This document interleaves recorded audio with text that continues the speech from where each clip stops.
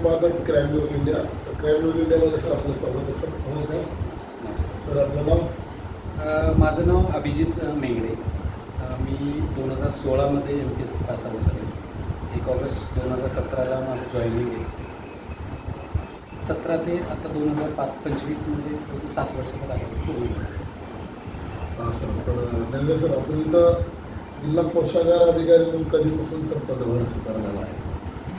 3 जुलैला आत्ता म्हणजे 3 जुलै 2025पासून मी आत्ता जिल्हा कोषागार अधिकारी सोलापूरचा कार्यभार घेतलेला आहे. साधारणतः 8 दिवस झालेले आहेत. 8 दिवस झाले सर. ठीक आहे सर. तर याच्या अगोदर जे आपले जे पोस्टिंग होते MPSCचं तर सर काय म्हणून आपण रुजू झालो? मी MPSCमधून आमची एक मुख्य वित्त व लेखा अधिकारी म्हणून पोस्टिंग असते. त्यामध्ये MPSCमध्ये वेगवेगळ्या पोस्ट असतात. त्याच्यातून माझी मुख्य वित्त व लेखा अधिकारी म्हणून झाली होती. गडचिरोली, मुंबई, काही प्रोव्हिजनमध्ये अटॅचमेंटसुद्धा सांगली, तर कोल्हापूरला पोस्टिंग झालेली आहे. तर अशा वेगवेगळ्या पोस्टिंग मी केलेल्या आहेत. आणि आता सद्यस्थिती कोषागार कार्यालय सोलापूर या ठिकाणी कार्य. ठीक आहे सर. तर आपण सुरुवातीला ज्यावेळेस लेखा वित्त अधिकारी म्हणजे पोस्टिंग असते त्याच्यामार्फत आपण ज्यावेळेस जॉईन झाला तर जॉईन झाल्यानंतर जे लेखा वित्त अधिकारी म्हणून जे आपण ज्यावेळेस आता सांगितलं की आम्हाला की सुरुवातीला गडचिरोलीला तुम्ही केला, तर लेखा वित्त अधिकारी म्हणून कार्यरत असताना तिकडचा काय अनुभव होता? नक्षलवादी क्षेत्र असतं असा आमचा काय असं नक्षलवादी म्हणजे मला जेवढं 3.5 वर्षाचा माझा तिथला कार्यकाळ होता त्याच्यामध्ये मी सिटीमध्ये काम करतो आणि सिटीमध्ये तेवढा नक्षलाइट प्रभाव नाही आहे. ज्या वेळेस मी ऑडिटला व्हिजिटच्या माध्यमातून पंचायत समिती किंवा ग्रामपंचायतला जात होतो त्यावेळेस मला डीप एरियामध्ये जाताना असं कधी वाटलं नाही का हा खूप जास्त रिस्की एरिया आहे. मुळात कामात जास्त लक्ष असल्यामुळे मी त्या गोष्टीकडे काही एवढं लक्ष दिलं नाही. परंतु आहे ठीक आहे, काही गोष्टींमध्ये थोडीशी भीती वाटते, पण काय नाही. म्हणजे मी 3.5 वर्ष माझा चांगला अनुभव होता गडचिरोलीमध्ये. सगळ्यात मेन गडचिरोलीचं वातावरण खूप सुंदर आहे. तिथे गेल्यावर माणसाची नक्की 2-3 वर्ष लाईफ वाढते. चांगली गोष्ट आहे.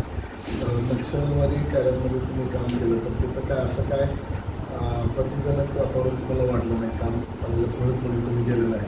ठीक आहे, असं सर.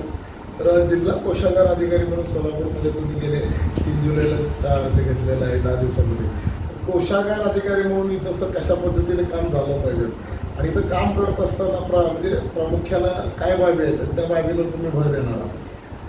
ॲक्च्युली मुंबईला आमचं एक DAT office, directorate of account and treasury, directorate of accounts and treasury असं ऑफिसचं नाव आहे. त्याच्या अंडर JD असतं, जॉईंट डायरेक्टर.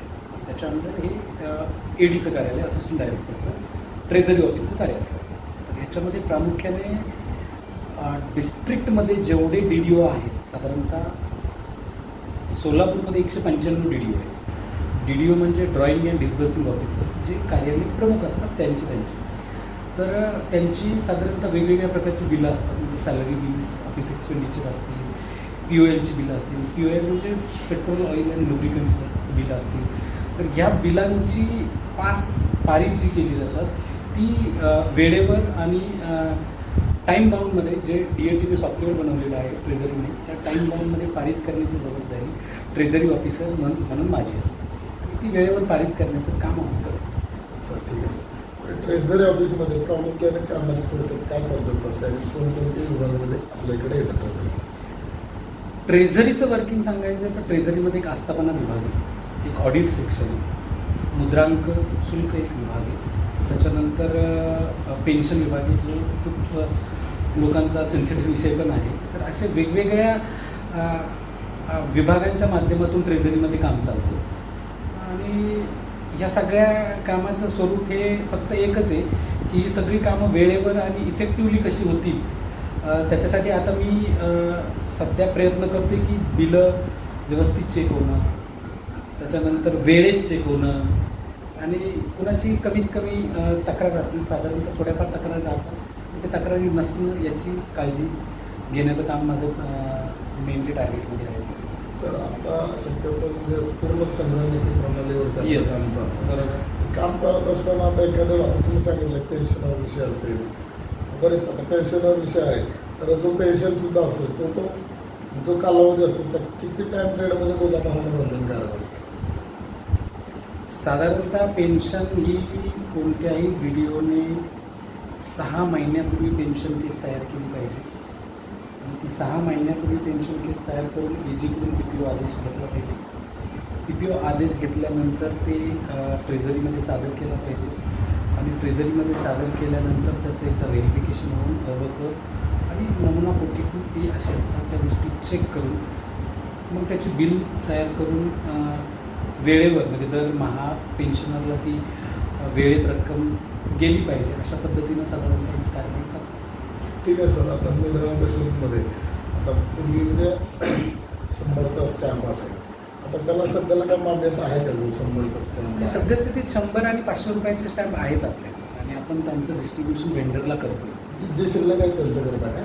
100चा बंदच केलं. मी आढावा घेतो. ॲक्च्युली मी कालच आढावा घेतला आहे. पण 100 आणि 500चे स्टॅम्प आहेत. जुनाच स्टॉक आहे आत्ता, नवीन काय स्टॉक आलेला नाही. जुना स्टॉक आपल्याकडे 100 आणि 500चे स्टॅम्प आहे. तर बरेच सर आम्हाला असं अनुभव येतात की स्टॅम्प पेंटर हा दुसराच असतो आणि ज्या ठिकाणी मुद्रांक जे असतात ना तिसरंच म्हणजे विकत असताना बरेच वेळेस आम्ही असं जात असताना त्यांना विचारलं की स्टॅम्प पेंटर आहेत तुम्ही, तुमचं लायसन नंबर काय, लायसन आहे का, ते तुमचं नाव देणं बंधनकारक आहे, अशाही काही गोष्टी सर आढळून येत नाहीत. मग ह्याच्यावर सुद्धा काय तुमच्याकडे नाही. उपाय आता याच्यामध्ये एक आहे की जेवढे स्टॅम्प वेंडर रजिस्टर आहेत आपले त्यांची स्टॅम्प वेंडरची आपल्याकडे लिस्ट आहे. लिस्टेड स्टॅम्प वेंडरलाच आपण ही स्टॅम्प विकतो आणि आपली ट्रेझरी नेटमध्ये ही सिस्टम पण आहे की प्रत्येक स्टॅम्प ज्यावेळेस विक्री केला जातो तो आपल्याला डेली बेसिसवर अपडेट करावा लागतो. म्हणजे आपल्याकडे किती शिल्लक साठवतात, किती विकले, कोणत्या डेटला विकले, सगळं आपल्याकडं डे टू डेट किंवा अप टू डेट डेटा आहे.